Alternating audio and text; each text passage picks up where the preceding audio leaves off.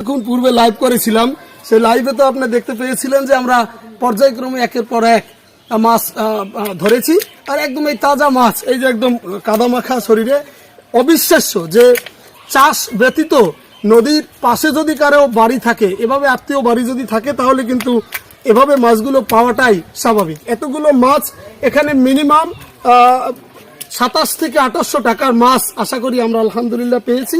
এখনো কিন্তু ধরার কাজ শেষ হয়নি, যে দেখতে পাচ্ছেন এই আমি একদম কাদামাখা এই অবস্থায় আজকে ধরেছি। পাশাপাশি কিন্তু এখানে আরো যে সাশ্রা মাছগুলো আছে, যেটা আমরা ঝাঁকি জাল দিয়ে এই পুষ্কুনিতে আমরা একটু পূর্বে ধরতেছিলাম এবং ইতিমধ্যে আমরা ধরেছি এই যেগুলো মাছ আলহামদুলিল্লাহ। আসলেই কিন্তু এই হোয়াইট গোল্ড বাংলাদেশের একটি বিখ্যাত রপ্তানিতে কিন্তু একটা অবদান রেখে থাকে। এই বিখ্যাত হোয়াইট গোল্ড বা চিংড়ি মাছ, শ্রিম্প যেটা আমরা বলে থাকি ইংরেজিতে, সেই মাছগুলো কিন্তু আমরা পেয়েছি আলহামদুলিল্লাহ।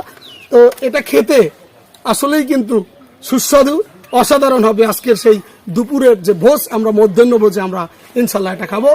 ধন্যবাদ জানাচ্ছি। আপনাদের কেমন লাগে জুমান শরীফ ব্লগ পেজের সাথে থাকবেন, আপনারা তা কমেন্টের মাধ্যমে অবশ্যই জানাবেন। ধন্যবাদ।